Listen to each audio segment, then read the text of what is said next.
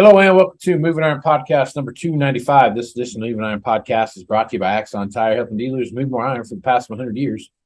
For more information, go to axontire.com. Aaron. Yes, sir. You know what the first pair of gloves were made out of?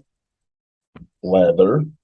Deer skin, to be more accurate. Oh, you don't say. That's like one of those tests when you take it, like, what's the more correct answer? The correct answer. You know what I'm saying? Like, you have, like, here's 4 answers that are all right. Which one's the most correct? Oh, most correct. Yeah. There you go. I hate those tests. I just circle them all. Like, they're all right. It's a matter of opinion at that point. Get off my back. That's what I say. Like that. All right. So I haven't taken a test for 25 years, but whatever. All right. So Axon Tire, to all the loyal listeners of the Moving Iron Podcast, have 2 incredibly great offers. Tremendous. 2 dose. All right. First one is if you send an email to marketing@axontire.com, tell them Moving Iron Podcast sent you, and guess what you get, Aaron? Gloves. Deer skin gloves. Hell yes. Fur on the inside. From the inside. Fur on the inside, folks. Get the deer skin on the outside, fur on the inside. That's what I would say. So if you get those gloves, send that email to marketing@axontire.com. Tell them Moving Iron Podcast sent you, and they will send you out a free pair of deerskin gloves. But they will They will also, if you use the code Axon at checkout, and you're the first 150 people to sign up, they will save you $50 on your registration. I can't even say it now. Registration fee.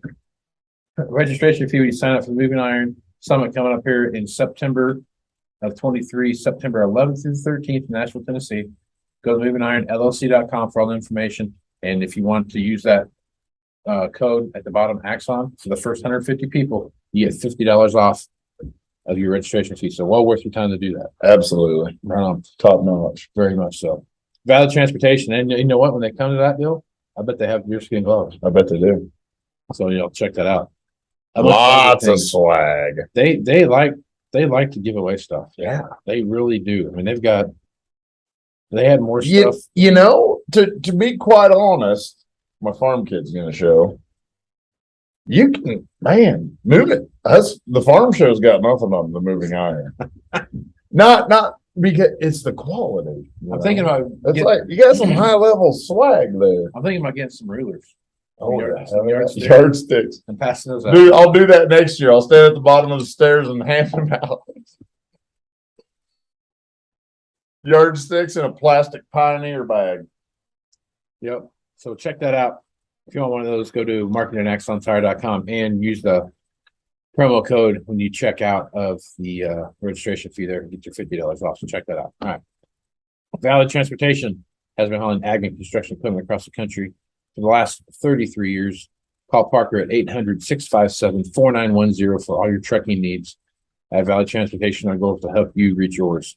Talked to Brad Graff the other day, and we got a pretty cool thing going. If I can get it lined up. Is it getting close? It's getting close. Ooh, baby. I got to dial in a few things, but we could have Motley Crue.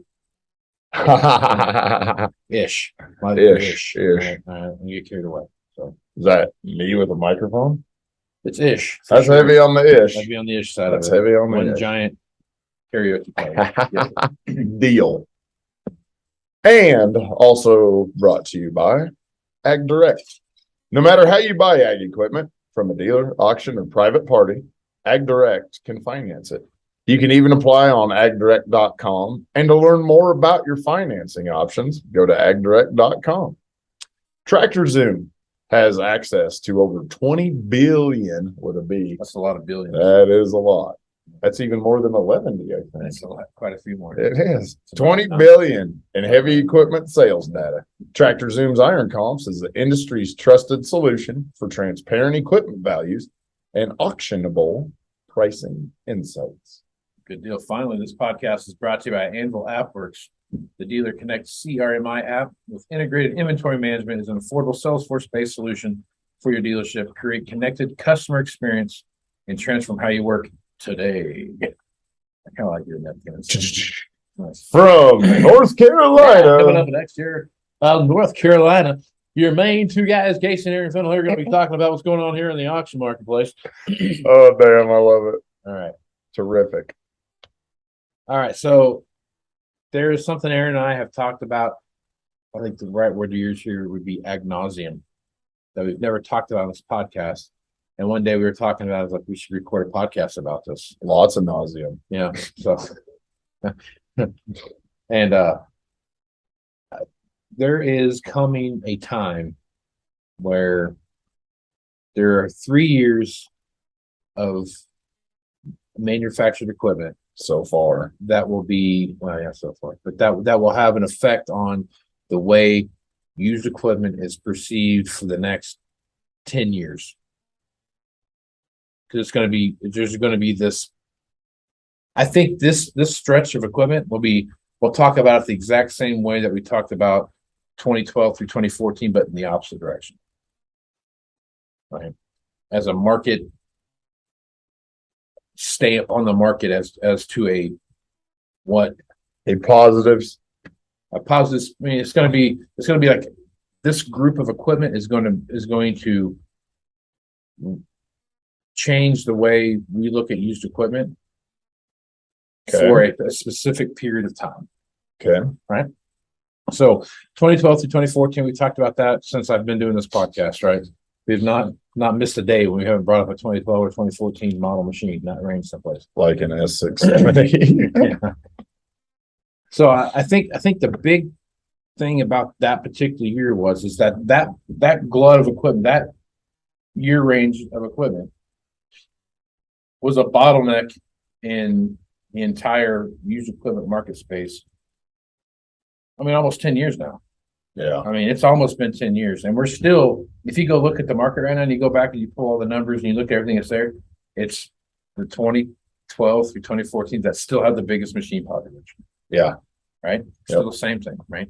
And you would expect that because, there's the most production, blah, blah, blah, all the income. But you would think that over time that these other, newer model years would have more of a machine population in these marketplace than these do because of the residual value that these have up here, that more people will be buying and selling, buying and selling, buying and selling, buying and selling, that there'd be a bigger residual group of these machines out here, where these machines out here it's just trade,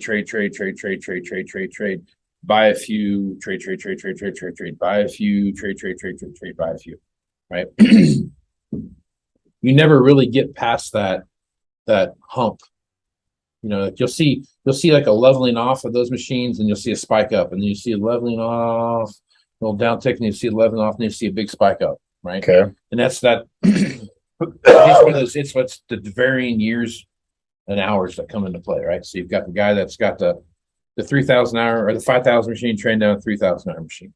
You got the guy that's got a 7,000 hour machine trading down the 5,000 hour machine. And you're seeing those different things work, and how those things all play together. But it's coming from the same group of equipment, right? It just keeps moving down. Yeah, it just keeps moving across the hour spectrum, right? Right. So now, one thing I'm paying attention to is 2020 through 2023.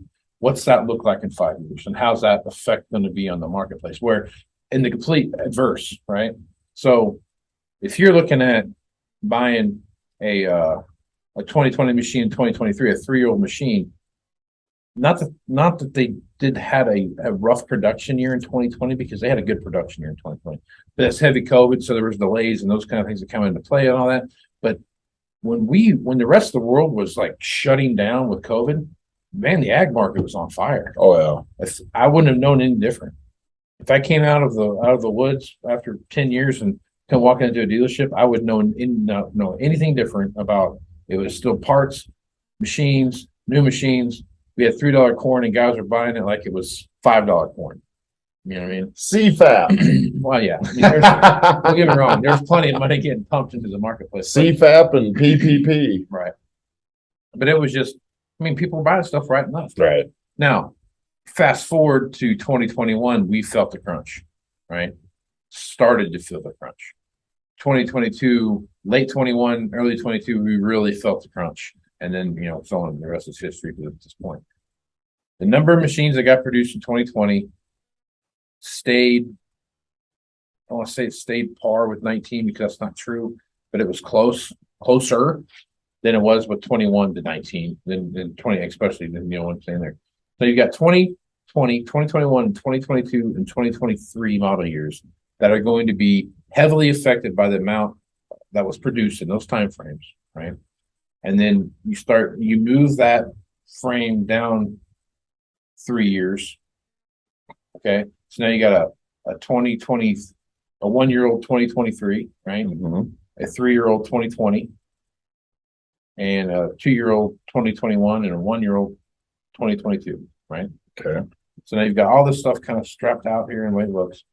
You look at 24, 25, assuming that everything gets back to some level of normalcy, and we have not, putting stuff together in the parking lot because we have that, we're just going to overproduce. I don't Right. ever think that's coming back. I just can't believe that what we see happening in the marketplace when it comes to production and those kind of things, that it ever gets back to that point. That I think allocation has done some things to the entire dealer network, Right. regardless of color, Kind of remedy that. that kind of said, guys, if we temper what we're doing to some extent, we have a very manageable thing Right. that we can take. We can still knock it out of the park without wrecking, killing the park. right, without burning the park to the ground, Right. and then breaking what's left that can still burn, and just pour another 55 gallons of gas on top of that and burn it to nothing. See if that dirt will burn. So I think if you look at it from that perspective, there's going to be 4 model years, 20, 21, 22, and 23, in my opinion, that will always kind of have a more of a residual value than what we've seen for other machines throughout the course of history. Just because there's going to be this, we manufactured X% when we normally did Y. Like a built-in premium due to tight Right. machine population. And if you want a 1-year-old machine, or 3-year-old machine, or 2-year-old machine, or 4-year-old machine, this is kind of this is your bucket to fish. Yeah, I get it. I get it. What I mean? This is the first time with this entire discussion Yeah. ad nauseum that I've ever wrapped my head around it. That's what you got to pick from. Yeah. Whatever that machine population is at the time, that's what you got to pick from. That's right. It's the complete opposite of the last podcast.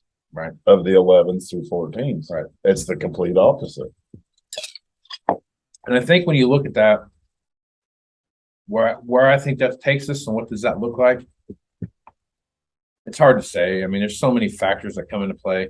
I mean, right now we're living in a world of 7% interest. Yeah. Let me ask you this. So you're kind of in a roundabout way saying there's a little bit of a built-in premium on those things that'll stick with them for a while. That's your opinion. For like 10 years. Yeah. Because as that moves through, I mean, think about that. You have a 4-year period, and if the next side comes up and you want a 1-year-old machine and it's a 5-year-old machine, you're 5 years down the line, those machines won't have the same, in my opinion, won't have the same residual effect. I'm talking like cost of, like, percentage of MSRP or however you want to measure that. That won't be the same because you won't have the same number of machines. Now, you will come to a point when you get to a certain level of hours where it just kind of blends in with the surroundingness. But when you're looking at, that first group of 0 to 300 hours on a tractor, and then 300 to 500, and 500 to 750, and 750 to 1,000, and then 1,000 to 1,500, and 1,500 to 2,000. That group of machines right there, if you're looking for any of those machines, you're not going to have very many to pick from. Right. Yeah. So whatever bucket you're in that you're trying to fish out of, you aren't going to find the machine population that you found in the past. So do you think that's going just due to numbers, not that? Oh, good timing. 21 is the first 8R, right? 20 is a 370R. 21 is an 8R 370. and don't remember. I'm almost positive. Yeah. Okay. Basically, you're telling the I think world. that's right. I think you're right. I think so. I believe you're giving the world a little crystal ball action. There's your 30 series. Oh, that's true. Yeah. Built-in premium. You got your, all your signature stuff on the Oh, yeah. green side. But if you're looking at anything though, just looking at it from our bucket range, Right. how that falls in there. So in 23, you would assume that a 20, if it's being traded in, it's probably got 1,000 hours on it. Yeah. 1,000 to 15. Right. So you've got whatever that production year was for that machine. Right. The wheels on the bus really started to fall off. The amount of 1,500-hour tractors is It's limited. yeah. Unlike 12 through 14, it's unlimited. Yeah, it was like I mean, you can sit there and say, yeah. oh, it's limited because there was only 17,000 made, right? Well, yeah, right. You nailed it. Yeah, you're right. There is a limit there, but that limit is like no one needs 17,000. What'd you say, 17,000? Yeah. Well, I didn't know we sold 16,000 360Rs because for a while it was snow fence, man. Yeah. Yeah, case in point. Yeah. Their day in the sun, I traded them damn things for choppers and combines. That's true. Yeah. Yeah. Sorry, guys. I take it back. But that's asinine to think, but that's where it was. Yeah, I think. And now it's complete opposite. It's built-in premium on limited amount. Yeah, and that's the thing. I mean, there's going to be such a fine, because I think it kind of goes back to my whole my series of blog posts I put out that were lines out of the delineation thing. I mean, there are buckets of buyers now, and those buckets of buyers aren't trying to go outside of those buckets. Yeah, nobody's leapfrogging like they did. No. I mean, you're looking at our favorite story, the 9600 traded in on the S670. Yeah.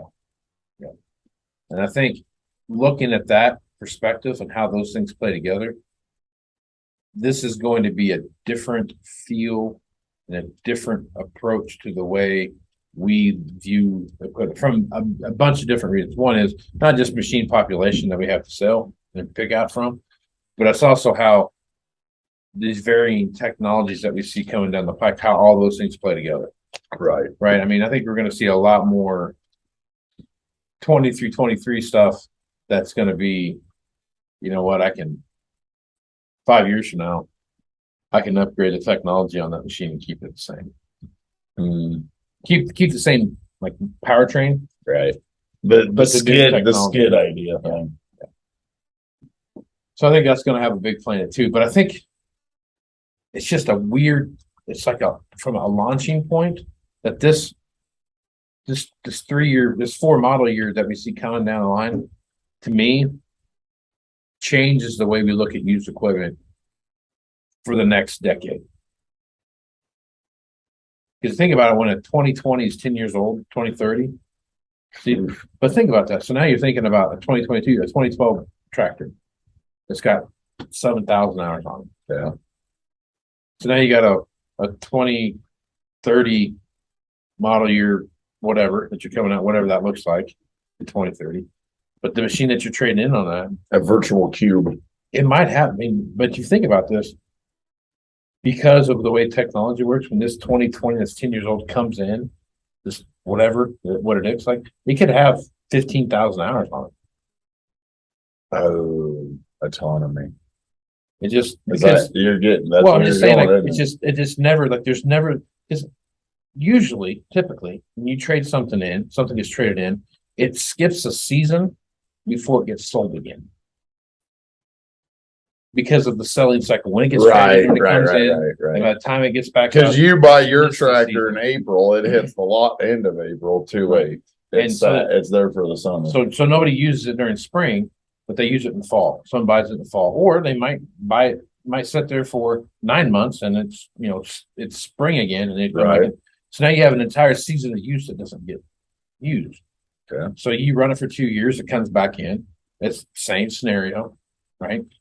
Goes another 9 months, 6 months, whatever the number is, right? Other than the caveat to this is no way in hell does that tractor miss a selling season for the foreseeable Well, future. right now, right? But I'm talking like if it wasn't now. I know, but when? I But I'm mean, just saying, nothing like- is different today than But even if so, you trade an April, bring a tractor in April. Yeah. Even if it's pre-sold, you bring it in April. The guy picks his new tractor up, drops off his used tractor, April 30th. Okay, April 30th. We're planting in May out here, right? Hardcore. We're actually planting before that. But yeah, we're already planting. we're already planting right there. So he gets his tractor is going to be his plant machine, right? His machine that he's trading in has already been hooked up and ready to go for 2 weeks. He might I only need 2 more weeks and I'm done. Right. Right. Here's all the money. I'm not unhooking this tractor right now. Right. Yep. Not doing that. Way to pick the worst piece of machinery to swap out. Right. The planter tractor. Right. So now you've got so you miss planting season. Right. He gets his tractor.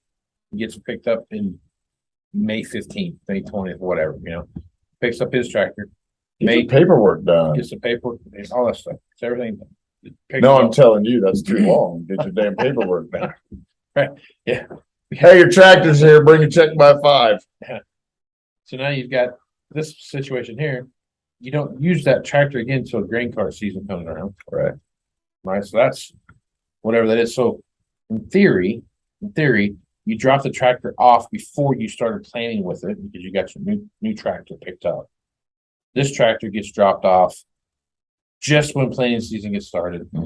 You plant your 10 days or 15 days or whatever it is. You come pick up your new tractor, drop yours off. So now you have an entire season of use where it doesn't get used. Does it matter in this? The guy who won't unhook the planter? Is that like one of those when he got it, it's like a 1-year-old 300-hour deal, or is he the new buyer, or how are you looking? I think the point I'm making here is that does it not matter? The point I'm making is that when you whatever it is that you trade, irregardless of how pre-sold it is, it misses a seasoning. Misses there's a window of time where it misses. As far as the actual running of right. the machine. So instead of putting 250 hours on it during planting season, or 150 or whatever number it is that you put on it, those hours don't get put on. Okay, because you're missing a selling season. I was taken from. Oh, you're taking like a whole iteration. No, like the on the books. Oh, okay. So I was like, if it's pre-sold, how the hell? Yeah, but by the time it gets to them, right? They're not. The hour meter is not running. Right. That's the point. So now, as that goes through that cycle, depending on where and how and when all this that comes into play, if the right machine gets dropped off in the spring because of where it's at there, it may not get sold again until December. Yeah. So you have 9 months, right? So say you do that 3 times, like you have 3 different times it gets traded in. So 3 different times, that's 27 months. Yeah. Right. That's almost 2.5 years. I don't know, like 2 years and a quarter. Right? But you start running through that scenario and you're looking at that, you're taking 2 years off the scale, right? And as that breaks down, you're whittling off,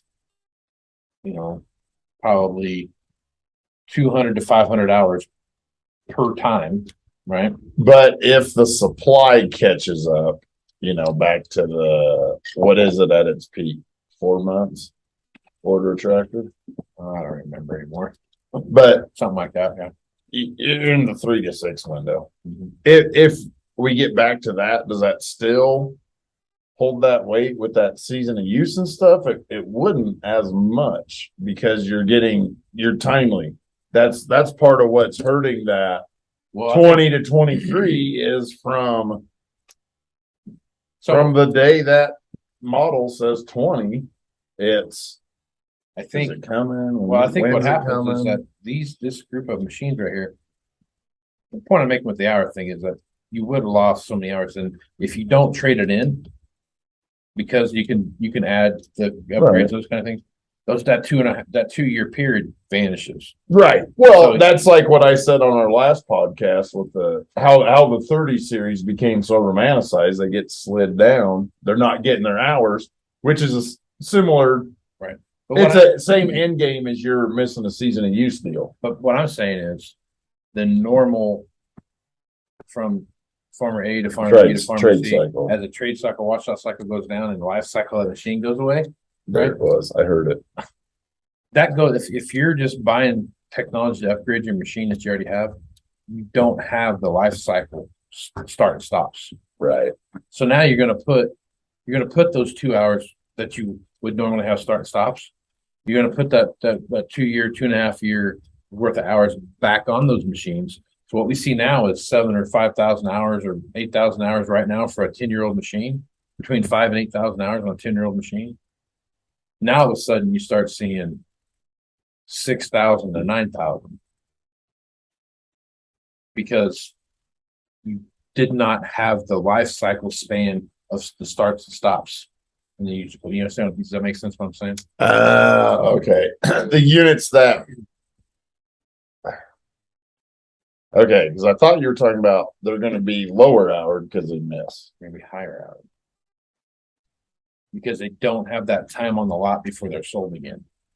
When they're not. Oh, right. Okay. Okay, they're just going Yep. from one season to Yep. the next. They don't have any rest period because there aren't any. Now, so what's that do to the machines after that? Right? that's It the, helps them. I think it hurts them. They can't because all that you're saying these are going to show up way more hours than typical. But what I'm saying is if So if we're caught up and we got supply of machines, now you've got it should help here's them. what you've got here. You've got a bulge of machines that are 1 and 2 year old machines here. You got this. I know, but if that's where the hours comes into play. Yeah, but you've got the machine population so small that because of the financial situations of the buying public, there's going to be a big, huge chunk of machines here and a small machines over here. These machines are going to be fought over more than these machines are going to be fought over. There's more guys that can buy 1,000-hour tractor than they're going to buy a 200-hour tractor or a 300-hour tractor. Oh, okay. I was thinking you were saying 6 to 9. I'm saying 10 years down the road. Oh, I'm saying like if you look at like right now, if you pull up and look at the hour ranges of equipment, there's a bell curve, right? You got because of the 2012 through 2014 stuff, right? right. You've got 200-hour machines, 500-hour machines, 1,000-hour machines, 1,500-hour machines, 2,000-hour machines, and then it starts to trickle down the backside, right? What I'm saying on this stuff here is you're going to have this compressed amount of equipment, right? Like in this entire block of equipment, there might be as many machines in this entire block as there are in 2024 through 26. Gotcha. You see what I'm saying? Yep. Like 23, 24, 25, 26, 750 to 100-hour machines. There could be twice as many machines here as there are here. Well, yeah, because you're older. You don't see that today, though. Oh, yeah. So now you're going to have this big, huge slug of machines up here that are uber expensive. And then you're going to have this big slug of machines over here that aren't as expensive, but they're not as many. They're uber-ish expensive. But they're going to be, but the price is going to be relative to what you see over here. Right. But there's going to be this many here. But they're going to have I think they're going to have a premium through their entire 10-year life cycle, more so than we've ever seen, because they will have, They're just aren't supply and demand. Yeah. Right. You want a 1,500-hour tractor? It's X. You want a 200-hour tractor? It's Y. But you either get this unicorn or that over there for it starts with a 5. That's probably not too far off there. But I mean, when you look at how things are playing out, I think 20, 21, 22, and 23 model machines, because of the number that are produced, there won't be that many to pick from. And if the farming population decides, you know what, we're going to do a 2013 to 2020 again, before we come back in and trade anything, that really compresses that marketplace. There aren't any. They're all out.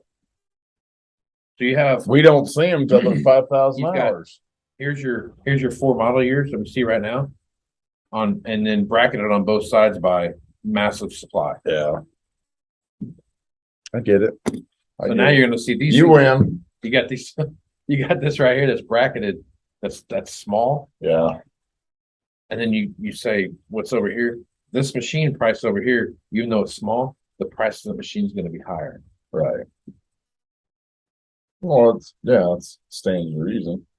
So it's going to be, I mean, it's just crazy. It's crazy to think about because that is such an odd thing. It is. You know what I mean? We're worried about overall supply.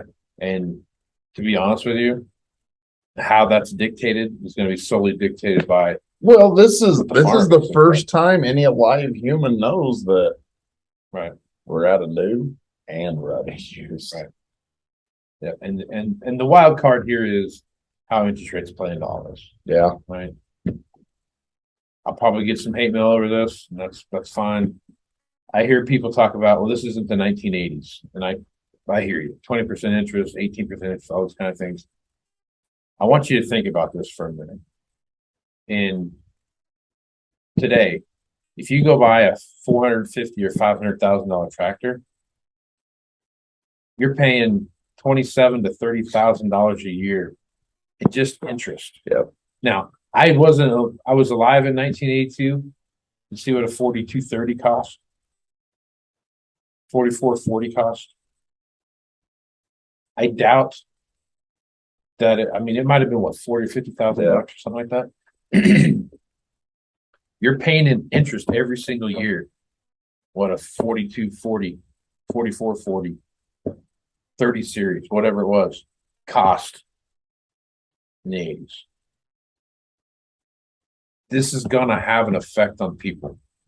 Period. Well, somebody on this podcast likes to refer to 78, 79, 80 frequently. Need I remind you that everything is a mirror, except for that. Now, I will say this. But that's a killer.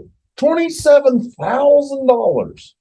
Would you like to pay the interest on this or buy a 49.55? Well, and the other side, Shit, the man. flip side to all that too is, at the end of the day, do I think this is going to be a 10-year long, interest rate thing where inflation went up 10% every year for 7 years and it was a 70% increase? No, just a month I don't. this year. I don't think that's going to be the case, but it's still at the same time, it's a real thing. Oh, yeah, It's it a thing. is. It's a thing you got to think about. And I think on the flip side, of all that too, have to be in Debbie Downer here, but Do you though? look at the yields we're having right now on stuff that is quote unquote droughted out. Right. Think if it was wet, where we'd be at. Probably the same. That's just where we're at with the tech and everything. But man. what I'm saying is technology is not just it's Oh, across God, the no. board. It's in seed as much as everywhere else. If a bumper crop in the early 80s, what that produced per acre would be a dismal year.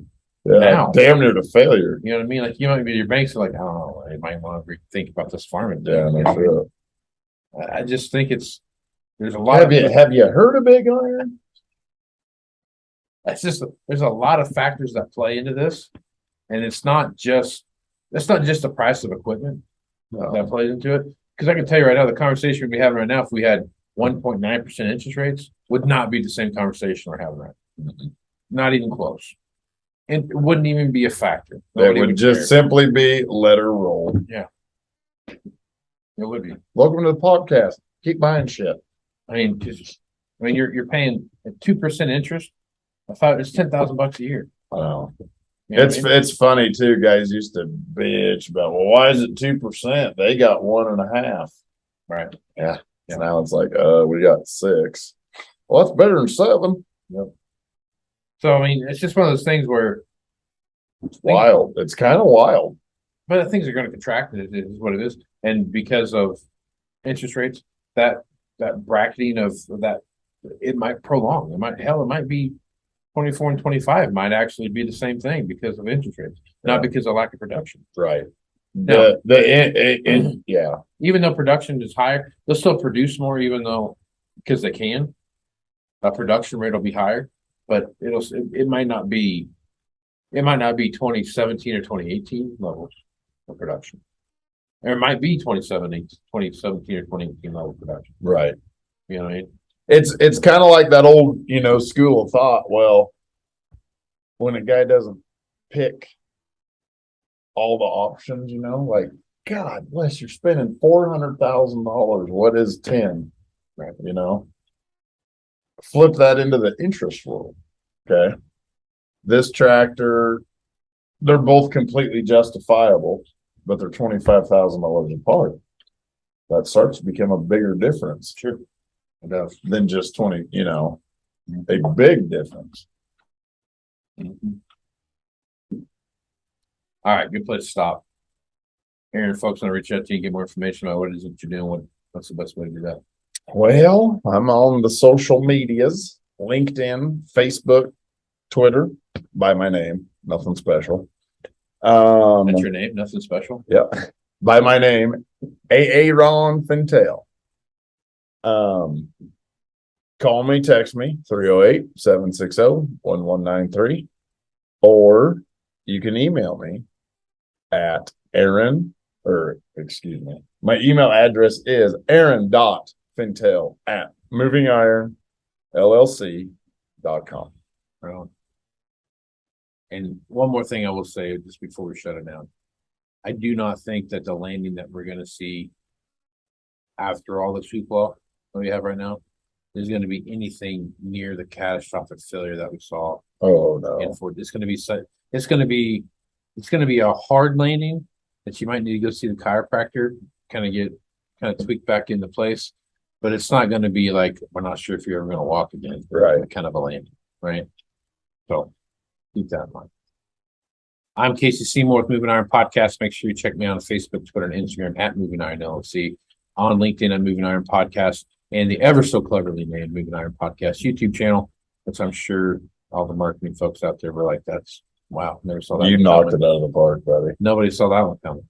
So if you want to see a video version of this, check that out there on our YouTube channel. It's Moving Iron Podcast YouTube channel. You check that out. Which you should. We have matching shirts now. We do. It's cool. Go to Moving Iron LLC for everything Moving Iron related, and to take advantage of that Axon Tire $50 off your registration fee for the Moving Iron Summit coming up here September 11th through the 13th in Nashville, Tennessee. That is in 2023, folks. So check that out. Be a good time, and make sure you use the promo code Axon when you check out there. So with that, I am Casey Seymour with Aaron Fennell. It's been smart, folks. Wow. Moving iron in the 21st century.